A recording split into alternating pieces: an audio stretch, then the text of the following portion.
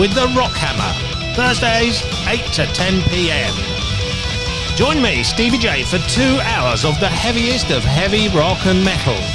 We'll have old stuff, new stuff, recent stuff, and new bands in a show packed full of fun, features and humour. So join me, Stevie J, for music to scare the crap out of your grandma. Only on MMH, the home of rock radio. Welcome, everybody. It is my utmost pleasure to welcome Mr. Ben Ward, the main man from Orange Goblin, and we're going to be talking about the last 25 years and what's to come in the future. Thank you very much for giving us the time, Ben. Good evening. Good evening, Stevie J. It's a pleasure to be on the Rockhammer show. Thank you for having me. That's okay. We're going to have you a featured artist again, actually, and I will tell you very quickly that we've only had two people have doubled up on the featured artist. One is a band called Metallica, something like Metallica. That's it. Don't know them. Yeah, and the other will be yourself. So we'll try and keep this as brief as possible. And if I can start chronologically and just go back 25 years, 9 albums in 25 years. I know that you never thought it would get this big, but I've got to ask, how did you guys manage to stay together? Were you having fights? And was there ever a moment when you thought you may jack it in? Yeah, I think there's been a lot of those moments over the course of the career. Nothing really sticks in the memory of it getting too serious. I think the only time we ever really considered jacking it in was after the very first US tour in 2002, which was a little bit grueling. It was like 38 shows in 39 days. A lot of time spent in a van, cooped up together, like fighting on each other, not sleeping much. And yeah, it weren't very pleasurable experience. So we sort of got on each other's tits quite a bit during that run. And then at the end of it, we got home and our rhythm guitarist at the time, Pete O'Malley, left the band, and we sort of scratched our heads and wondered whether that would be the end of it. But luckily we sort of had a sort of regroup and rethink about everything. We continued as a 4-piece, and we're still here today doing what we've always done. So yeah, we as you said, we never expected it to get as big as it did. It was just, you know, a bunch of friends sitting around listening to records, bored out of our heads, decided to form a band, and it just sort of snowballed from there, really. And of course, you've all got the rock and mindset, haven't you? I remember hearing you talk about that, actually, that there's a real brotherhood in heavy metal. There always has been. Yeah, absolutely. Yeah, I think that's an essential part of any longevity within a band, that you need to have that brotherhood. I mean, Orange Goblin's one of these bands that have lived together. It was kind of like the young ones' house, absolute carnage every day. And you just learn to live with each other. You know what each other's sort of habits are. You know when people need to be left alone and when people need an arm around them to be picked up and stuff like that. So, you know, I'd like to think that, you know, we've always maintained that.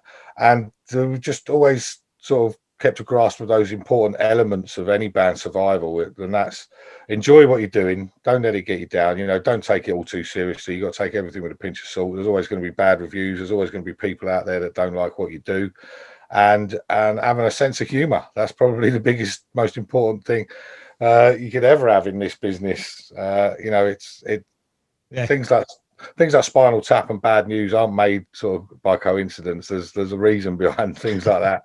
Everybody's had a moment. Yeah, so you know, we're still here, we're still fighting. We're very grateful for the kind of position we hold now within British rock circles, and you know, we hope it continues for a long time yet.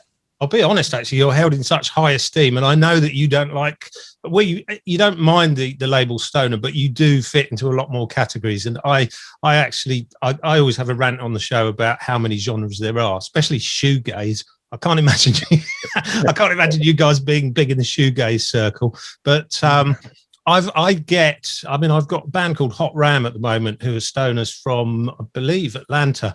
And as soon as they found out I was talking to you, Billy from Hot Ram's like, oh, wow, Orange Goblin, you're going to be talking to Ben Ward, you know, like this. This is the esteem that you've built up over 25 years, and well done. Yeah, I mean, we used to sort of frown upon it and sort of make a point of saying, oh, we're not stoner rock, but obviously at a point in our career we came out of the mid-90s sort of boom of bands around that time, particularly in the States, you had the likes of Monster Magnet and Caius and Fu Manchu and Nebula all sort of coming to the forefront of that specific genre. And here in the UK, we was born around the same time as Electric Wizard and Acrimony. Cathedral was sort of leading the charge at the time and had transformed from, you know, the outright doom of their first album, Forest of Equilibrium, into more of a 70s charged stoner rock band that Carnival Bizarre and subsequent albums were. So, you know, we understand where that tag comes from and why it is associated with us, and it held us in good steam. We did a lot of great tours off that and made a lot of strong bonds with the likes of, you know, Queens of the Stone Age and the Caius friendship we had that led to Scott Reeder and John Garcia getting involved with us on certain albums. And, you know, that opened the door to other things and bigger things. But as you say, over the course of our career, we've kind of developed, and I'm pleased we have. I wouldn't want us to still be playing the same music we was playing in 1995. And we've encapsulated every one of our influences. Chris comes from a sort of hardcore punk background. Joe comes from a 70s rock and blues background, and Martin and myself were more metal orientated. And we've always just sort of had that ambition to combine all of those things into a cauldron to create something quite unique. We always said we've ripped off so many bands that we've actually created something unique for ourselves.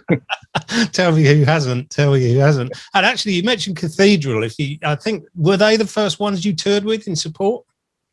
Not major tour. We did some small UK tours with bands like Nero Circus and the Blood Divine. We did London shows with the likes of Fu Manchu and I can't remember off the top of my head now, but the first big major tour we did was with Cathedral. And that was around 98, I believe, after Time Traveling Blues got released, our second album. And they took us on a nightliner all around Europe with a band called Terra Firma and opened our eyes to what sort of, you know, extensive touring was really like, going from country to country, experiencing different cultures. And this is way back before the Euro, so there's all these different sort of currencies that we were trying to deal with. Getting to Italy and getting paid a PD of like 40,000 lira and thinking we'd won the lottery or something, realizing it was just enough to buy a packet of cigarettes and a bottle of wine. Cathedral opened a lot of doors. Obviously, Lee Dorian's influence on us as a band extends far beyond taking us on tour. He obviously ran the record label Rise Above Records that first signed us and put out the first 5 albums. So we owe a big debt to Lee. And just spinning up to the present, so Martin actually got you into this. Was that right? It was Martin was fairly key to you guys starting, and it must be a bit of a blow that he's seeking retirement. It is, yeah, absolutely. I mean, Martin's my best mate in the world, and you know, I was his best man at his wedding. He was my best man at my wedding, and yeah, as you say, we met each other when we were playing football for Queen's Park Rangers. Funnily enough. I'd moved up from my hometown of Ramsgate, moved to London. We played football together for 2 years. And by the end of the second year playing football together, we'd kind of developed this friendship over a mutual love of heavy metal and drinking. And football was kind of like secondary to that. So, you know, he introduced me to a lot of music that I'd never heard before. And because of that, our friendship grew stronger, and we had the idea to start a band, and we knew some mutual friends, people like Joe, and our friend Jason's brother Pete, and it was that core, the 4 of us, Pete, Joe, Martin, and myself, that originally formed our Haunted Kingdom, which then became Orange Goblin. And shortly after changing the name, Chris joined the band and became an integral part of it as well. Wow, I wanted to ask you actually, Ben. The one of the highlights of your career must have been playing with the great Ronnie James Dio, not only in Dio but Heaven and Hell. Was that right? Yeah, absolutely. Kind of like a dream come true, really. We hadn't sort of been a established band for very long, and Rise Above had done a great job of marketing us and found us a booking agent at the agency group at the time, Derek Kemp, who called us one day to just say, we've got you the opening slot on this tour with Dio and Alice Cooper playing arenas around the UK. So obviously it was something we jumped at the opportunity to do. And prior to it, everyone was like, oh, you're going to have to be careful, behave yourself on tour, because Ronnie James Dio has a bit of a reputation for not taking any shit off the support bands if they play up and things like that. But he was an absolute sweetheart, absolute diamond. Every night he would pop his head round the dressing room door, give us some words of encouragement, invite us to drink some of his rider. And he was very supportive. He actually really took a shine to Joe, our guitar player, and said, if you don't look after this guy, I'm going to take him off your hands and I'll have him in my band. But and yeah, he became like a friend. He was talking to Martin about football, because Martin's a QPR fan, and he was saying that Ian Gillan had got him into football, and yeah, Martin and him were chatting about that. And then, as you say, I think it was 7 years later, we got invited to play some shows with Heaven and Hell, specifically in Poland, huge arena shows. And upon arrival at the venue, he remembered all of our names and everything, which was a really nice touch. You know, a guy of his stature doesn't really have to sort of take that sort of care and attention about, you know, a small band like us, but he did, and it was really sort of refreshing and taught us lessons in humility and gratitude that we'd probably sort of taken for granted prior to that. And he actually got a massive stage presence, because I saw them on that Heaven and Hell tour, and I don't think I've ever, I mean, it was bizarre just being a part of the crowd, because every time he started singing, you got the feeling he was making eye contact with you. And the next thing, he's halfway through the next song, you think, is he looking at me? I'm nodding back, but then so were, you know, 3,000 other people. Incredible guy. Yeah, I mean, it's the biggest voice in rock, if you ask me. It's just an incredible set of pipes that, you know, whether you're playing in a sort of, you know, small 300 capacity room or a 30,000 capacity arena, Dio can fill it with his voice and his charisma. And there aren't many people that can do that. So, you know, just the thought of some of them shows that we did gives me goosebumps still thinking about it. Very lucky to have met the guy, and yeah, he made a very lasting impression on all of us. But without wishing to seriously arse-lick, one thing you have got in common with Ronnie James Dio, I think, is that your voice and actually the band themselves, you sound as good live as you do in the studio. There seems to be quite a thin line between the two, which is quite rare these days. Yeah, I mean, that's one thing that's always sort of pointed at us. You're not the first person to bring that up. And I think that's down to the fact that we've just always considered ourselves more of a live band. I think going into the studio to record an album was always a bit of an inconvenience. We just wanted to be on the road playing the songs live. It's like, we've got to go and put them down in the studio. And it's difficult to try and capture that same energy that you have on a live stage in the studio. So, you know, we just always try to do the best we can in there, and that's why we've never taken a great deal of time to record any of the albums. We always just go in, knock it out as quickly as we can, try and get things done in one take and record it as live as possible, and then it's just me layering the vocals over the top and filling it out. So yeah, as you say, there is a very fine line between our live shows and our studio sound. Yeah. Okay. So coming up to just a little bit more into the present now. Route One booking. That's you and Jules. That was with King Creature. Is that right? Yeah, Jules Chanawath, who was I met him as he's the manager of King Creature, as you say. He's the godfather, isn't he? Yeah, he's what they call the general, and looks after everything down here. But you know, he's very clued up. He's a very well-travelled man, very intelligent man, and you know, when we first met, we just really struck it off.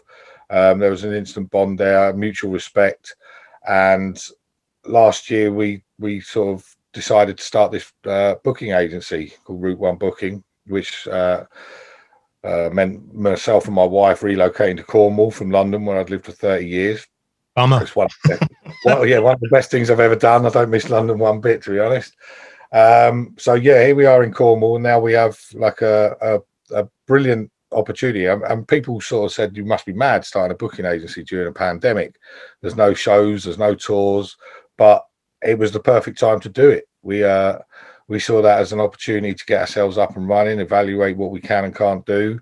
I managed to maintain a lot of my clients from my previous job, and it's up and running. It's great. We recently had King Creature and Blind River out on tour doing what I think was the very first sort of full distance tour, which was very successful. Yeah, every show went really well. There was a few better than others, but 3 sold out dates, and proved that, you know, regardless of the sort of COVID restrictions and everything, people can still go out and enjoy live music. So hopefully that's sort of a sign of things to come, and live will be back bigger and better than ever. Yeah, I did manage to catch up with the Kings of Cornwall, as I call them on the show. Yeah. I caught up with them at their Southampton, which I think was the opening night with Blind River. And it was absolutely awesome. I had a chat with them at the end just before the Eastern European bouncer kicked me out because I was not going from A to B and I had a mask off. So it was like, you either stay in or get out. Get out. It's like, I'm getting out, but I'm just getting out really slowly. So I was chatting to Matt. But we've actually got, I mean, you've got some pretty good names on Route 1 because as well as Atomic Bitchwax, we've played Blind River King Creature, but also Earthless, Fu Manchu and Holocaust have all featured in Rockhammer. So, you know, awesome.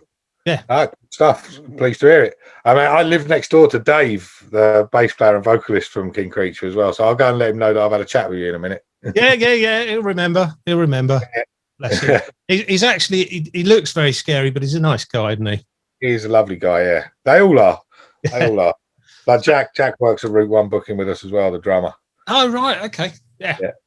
Really. So keep it all in the sort of King Creature, Orange Goblin family. Well, that's it. Because, I mean, you know, with Jules, they did tell me that Jules was a bit of a landlord as well. So, you know, he seems to own half of Lou, doesn't he?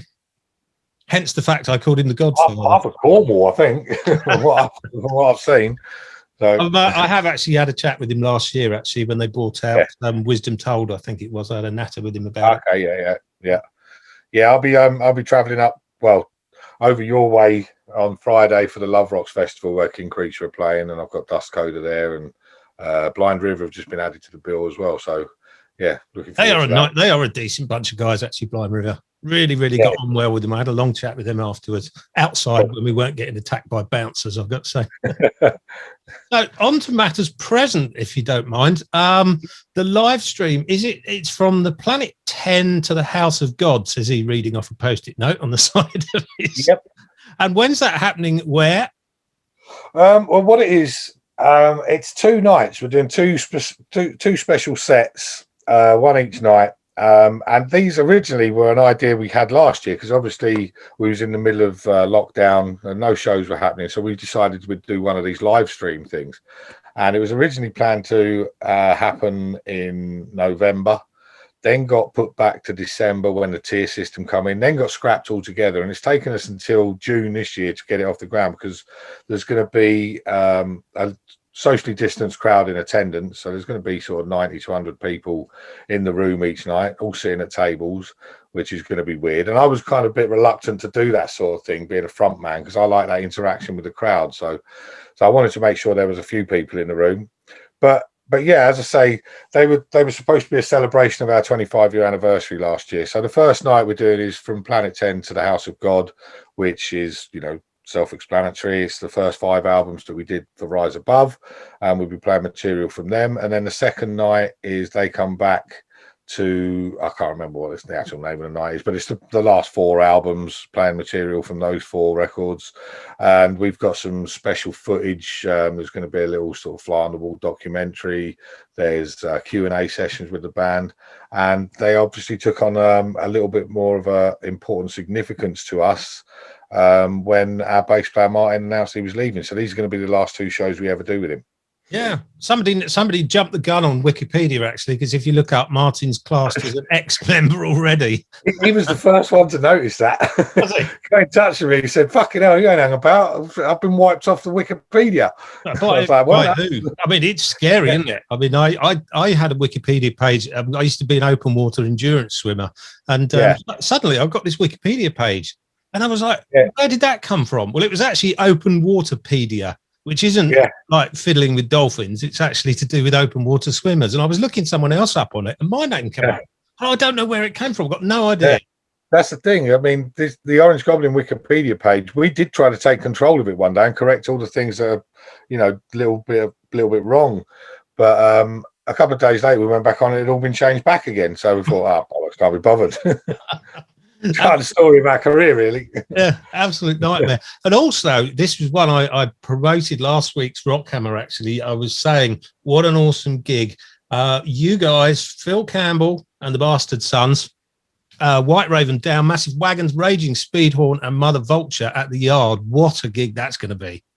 Yeah, very exciting to actually be able to do this pretty much in our backyard here where Route 1 booking is based. Obviously, Jules did one last year with the King Creature guys, and it was a socially distanced affair with the grid lines all drawn out in front of the stage. And I came down from London for that and just saw what a brilliant experience it was. There's a real desire for live music down here in Cornwall, and you don't really get a great deal of bands come down here. Obviously, you got Boardmasters Festival and a few others, but you look at most bands' touring schedules, and they don't come as far southwest as Cornwall. So to be able to put something on here, promote it ourselves, it's great. And the idea that we had was to do kind of like a mini Monsters of Rock. You remember when it first started at Donington? Yep. And it was like one day, 6 bands, reasonable ticket price, everybody have a really good day. And that's why the bill is a little bit eclectic. There's something for everyone there. Obviously, we've got, as you mentioned, Orange Goblin headlining with Phil Campbell and the Bastard Sons. Then you've got Massive Wagons, who are a little bit more classic rock. We've got Raging Speedhorn, who are a bit more aggro. Then you've got White Raven down and local boys Mother Vulture. So it's going to be a brilliant day out, and tickets are selling really well for it. So if anybody ain't got theirs yet, I suggest they do so soon.